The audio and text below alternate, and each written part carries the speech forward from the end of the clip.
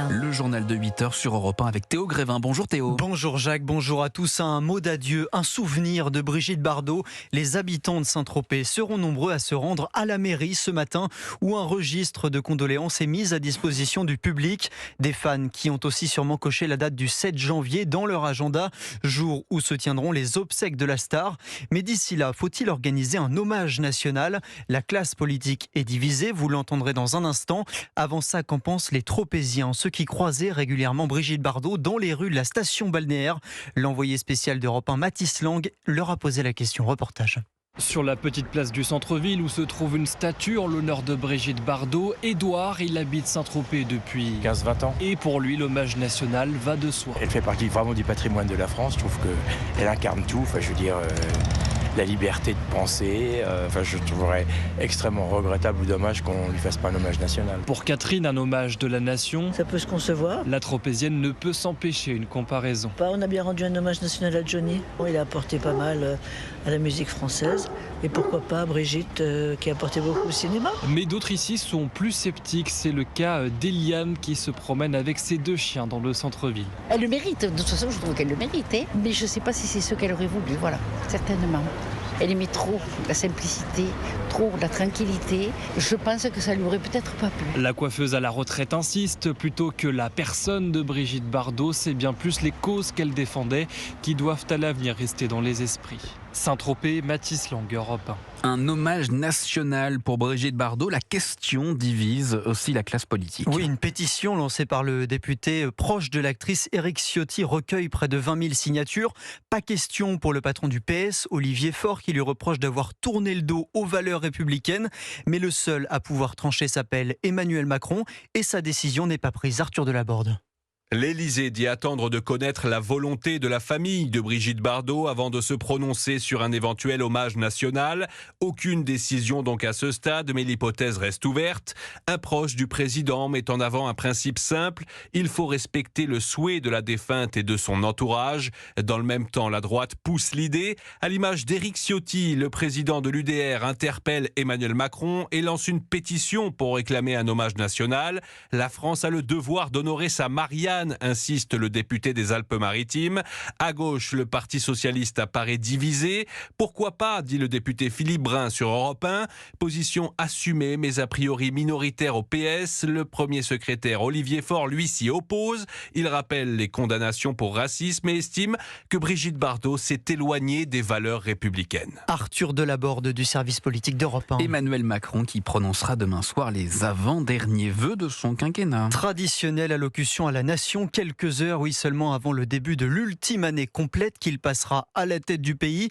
Des vœux très attendus et l'exercice risque d'être périlleux puisque le chef de l'État sait d'ores et déjà qu'il sera attaqué sur son bilan de l'année 2025 et sur les promesses formulées il y a un an et non tenues depuis, Mayalène Trémollet. À commencer par celle d'un référendum ou d'une grande consultation des Français.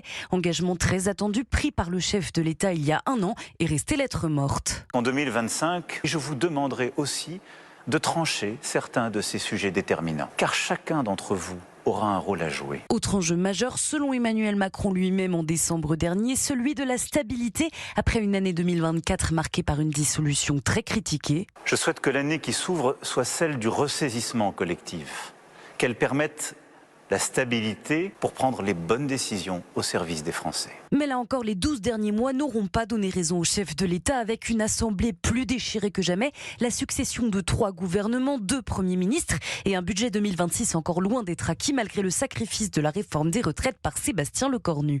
Seuls engagements tenus en un an, une forte augmentation des dépenses de défense avec une hausse de 6,7 milliards d'euros prévue pour l'année 2026, mais aussi des avancées sur la structuration d'une défense européenne. Mayalène Trémollet du service politique d'Europe 1. Un réveillon de la Saint-Sylvestre qui nécessite, comme chaque année, un dispositif de sécurité conséquent. Objectif, éviter les tirs de mortier d'artifice, les voitures brûlées ou encore les mouvements de foule, notamment aux abords du Trocadéro à Paris où des milliers de personnes sont attendues pour profiter du feu d'artifice. 10 000 policiers, gendarmes et militaires de l'opération Sentinelle seront déployés.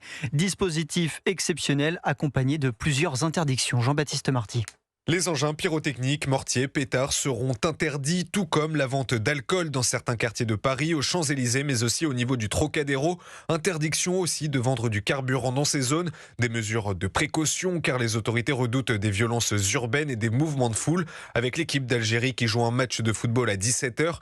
Écoutez Fabien Boguet, policier et délégué du syndicat Alliance à Paris. Les liesses des supporters peuvent entraîner des débordements en France. On en a hélas déjà été spectateurs et acteurs. Dimanche soir, la qualification de l'Algérie pour les huitièmes de finale a donné lieu à des incidents sur des grandes villes de province comme Toulouse, Marseille, Lille, Roubaix. Malgré toutes ces mesures, pour lui, pas de surprise, il y aura comme chaque année des scènes de chaos. Force est de constater qu'à chaque fois, on finit avec le même bilan. On se retrouvera le 1er janvier au matin avec certainement des exactions, certainement encore une fois le même spectacle. Par précaution, cette année, pas de concert programmé au Champ de Mars. Le feu d'artifice aura lui bien lieu. Il sera tiré à minuit depuis l'Arc de Triomphe. Les précisions de Jean-Baptiste Marty du service police-justice d'Europe 1.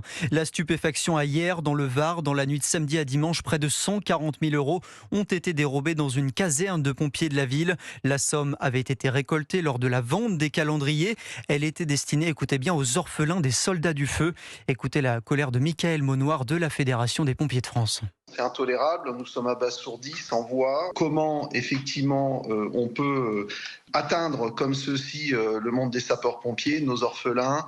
C'est une distribution qu'on fait chaque année en fin d'année pour récolter des fonds, pour apporter justement de l'aide à nos familles qui ont perdu un proche en service commandé. On a plus de 1700 orphelins sapeurs-pompiers en France. Et puis améliorer aussi le cadre de notre vie dans les casernes pour toujours avoir cette convivialité qui est connue chez les sapeurs-pompiers. Vous écoutez Europe 1, il est 8h08. Une résidence de Vladimir Poutine a-t-elle été visée par l'Ukraine ? Volodymyr Zelensky dénonce des mensonges. Réaction du chef d'État ukrainien pour qui la Russie prépare actuellement des attaques en guise de représailles. Selon les informations du Kremlin, l'Ukraine aurait lancé 91 drones hier contre cette résidence de Vladimir Poutine dans la région de Novgorod. Zelensky parle d'un prétexte pour poursuivre la guerre au lendemain d'une rencontre avec Donald Trump autour du plan de paix pour l'Ukraine. Le président américain qui recevait cette nuit Benyamin Netanyahou. Ils ont ensemble mis en garde le Hamas et fait le point sur la seconde phase de la trêve à Gaza, prévoyant notamment le désarmement de l'organisation terroriste. Le risque d'attentat est encore élevé en Israël et pourtant c'est dans ce contexte que le nombre de Français de confession juive à s'installer dans l'État hébreu ne cesse d'augmenter. Oui, 3300 ont fait ce qu'on appelle leur alia cette année, hausse vertigineuse de 45% sur un an, qui s'explique, Wilfried de Villers, par la montée de l'antisémitisme en France. Oui, on parle de 504 actes antisémites officiellement recensés entre janvier et mai cette année. 134% d'augmentation par rapport à 2023. C'est bien cette réalité que partagent de nombreux juifs français qui se sont décidés à faire leur alia, à partir vivre en Israël après les attaques du 7 octobre 2023. Itzik vivait à Paris avant son départ. Il a constaté un net basculement antisémite ces 2 dernières années. Nous, on a nos enfants qui étaient dans une école juive, qui étaient gardés par des militaires. Donc c'est quand même pas quelque chose de tout à fait normal. Moi, j'ai pas grandi dans ce contexte-là. On est en stress tout le temps. Est-ce que j'ai envie en fait de vivre avec la boule au ventre ? La famille fait alors le choix de partir, la même décision qu'a prise Lisa l'année dernière, malgré le saut dans l'inconnu qu'implique un tel départ. Évidemment, tout n'est pas rose ici, il y a la guerre, il y a les bombes, les sirènes, mais au moins on me comprend, je me sens beaucoup mieux et moins menacée, même au travail ou dans la rue, où j'ai pas peur de porter une Magen David autour du cou, d'avoir un signe comme quoi je suis juive. Ces dernières décennies, c'est en 2015, après les attentats de Charlie Hebdo, de l'Hyper-Cacher et du 13 novembre, que le plus grand nombre de juifs français a émigré vers Israël, avec près de 7900 départs. Wilfried de Villers pour Europe 1. C'est le casse-tête de chaque fin d'année. Comment régaler ses invités le soir du 31 ? Oui, ça sans se ruiner ni passer la soirée derrière les fourneaux. Alors Europe 1 vous propose les conseils d'un chef pour réussir son repas du réveillon. Romy Azoulay l'a rencontré à Paris. Dans son bistrot familial, Alain Fontaine prépare déjà le menu de demain soir. Pour un dîner de réveillon réussi, tout se joue au moment des courses. Il conseille de bien lire les étiquettes. D'abord, si on a employé des produits français, et puis s'il n'y a pas trop de produits chimiques, et puis si vous ne trouvez pas, par exemple, une cassolette de rivaux et de volaille avec des résidus de poisson. C'est pas cher, mais c'est pas normal. Place au menu, le chef a imaginé quelques idées de recettes festives pour tous les budgets. Sur l'entrée, on peut faire une truite fumée. C'est moins cher que le saumon, c'est très bon. En plat, on va sur une volaille. Si on n'a pas un pouvoir d'achat extraordinaire, on fait un bon poulet, label rouge, qu'on va farcir avec un peu de bas carré de veau et qu'on mélange avec des champignons. Et puis en dessert, on prend un sablé breton et puis dessus on met une glace pain d'épices. Et pour éviter de rater son plat principal, attention à la cuisson. N'ayez jamais de température excessive. Si vous mettez votre four à fond, ça sert à rien. Ayez des cuissons lentes à partir de 140, 150 degrés. Et le jour des réveillons, il faut prendre son temps. Vous pouvez aussi miser sur des produits de fête dont certains coûtent moins cher cette année. C'est le cas du foie gras ou des coquilles Saint-Jacques. Reportage Romy Azoulay. C'était le journal de 8h présenté par Théo Grévin. Merci Théo.